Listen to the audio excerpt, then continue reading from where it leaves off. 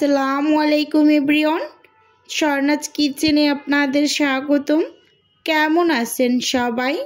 আশা করি আল্লাহর রহমতে সবাই খুব ভালো আছেন।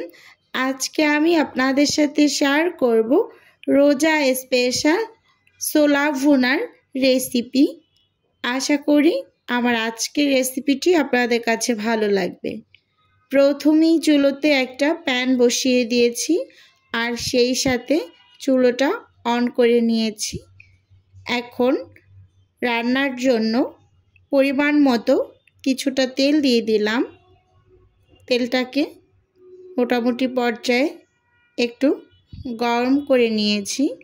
এখন একটা তেজপাতা মাঝখান থেকে একটু চিড়ে দিয়ে দিয়েছি 2 টুকরো দারুচিনি, সেই সঙ্গে দিয়ে দিলাম 2টা লবঙ্গ ও 2টা এলাচ। এখন হালকা করে একটু ভেজে নেব। যখনই একটু ঘ্রাণ বের হবে বুঝতে হবে যে মশলা থেকে ঘ্রাণটা অলরেডি ছেড়ে দিয়েছে।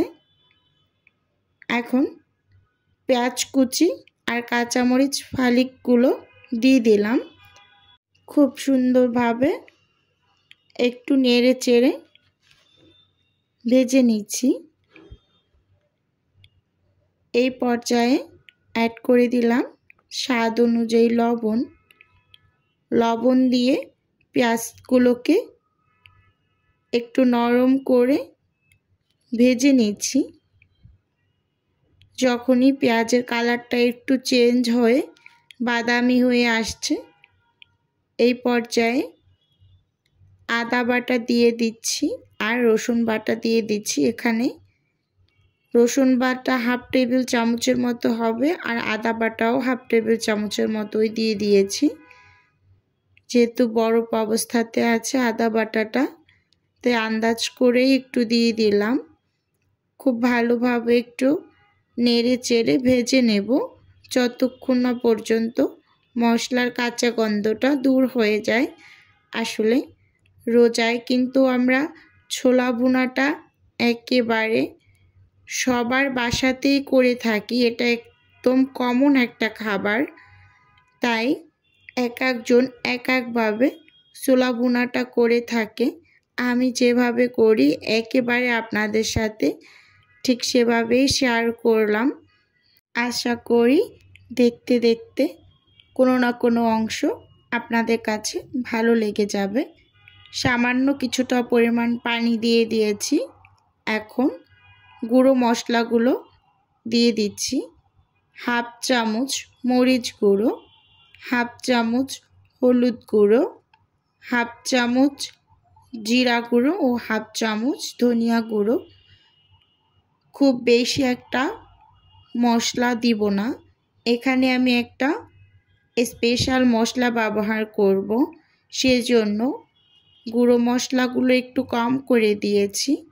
আর ছোলা যেহেতু একটু কম করেই ভুনা করছি, তাই খুব ভালোভাবে কষিয়ে এখন মাঝারি সাইজের একটা টমেটো দিয়ে দিলাম। খুব ভালোভাবে নেড়ে চেড়ে মিশিয়ে নিয়েছি। এখন কিছুটা পরিমাণ পানি দিয়ে মশলাটাকে খুব ভালোভাবে একটু কষিয়ে নেব। আর টমেটোগুলো কিন্তু এর মাঝে একেবারে গলে যাবে। দেখতেই পাচ্ছেন খুব ভালোভাবে কিন্তু কষিয়ে নিয়েছি আর টমেটোগুলো কিন্তু একেবারে গলে গিয়েছে। এখানে 1 বাটি ছোলা এবং আলু দিয়ে দিলাম। এই ছোলাটা আমি আগে থেকেই সেদ্ধ করে রেখেছি, যেহেতু রোজার জন্য আমি সংরক্ষণ করেছি, সেখান থেকেই কিছুটা পরিমাণ নিয়ে ভুনা করছি। আর এভাবে করে আলুও কিন্তু আমি ডিপ ফ্রিজে সংরক্ষণ করেছি, আলাদা আলাদাভাবে সংরক্ষণ করেছি। খুব ভালোভাবে নেড়ে চেড়ে মিশিয়ে নিয়েছি। এখন কিছুটা পরিমাণ পানি দিয়ে দেব, যেহেতু 1 বাটি ছোলা নিয়েছি, তাই আমি 1 বাটি পানি দিয়ে দিলাম।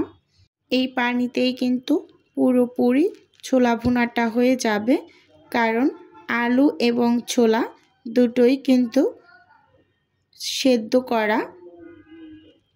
এই পর্যায়ে আমি সেই স্পেশাল মশলাটা দিয়ে দিলাম। এটা আমি হাতে বাসায় তৈরি করেছি। এখানে সব ধরনের গরম মশলা ব্যবহার করেছি। দিয়ে দিয়েছি 1 টেবিল চামচের মতো। খুব ভালোভাবে নেড়ে চেড়ে মিশিয়ে নিয়েছি।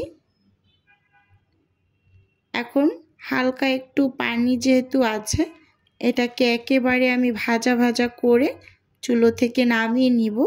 ভিডিওর এই পর্যায়ে এসে আমার প্রিয় আপু এবং ভাইদের উদ্দেশ্যে একটা অনুরোধ রাখছি, আমার ভিডিওর কোনো অংশ যদি আপনার কাছে একটুখানি হলেও ভালো লেগে যায়, তাহলে অবশ্যই চ্যানেলটি সাবস্ক্রাইব করে আমার সাথে থাকার অনুরোধ রইল।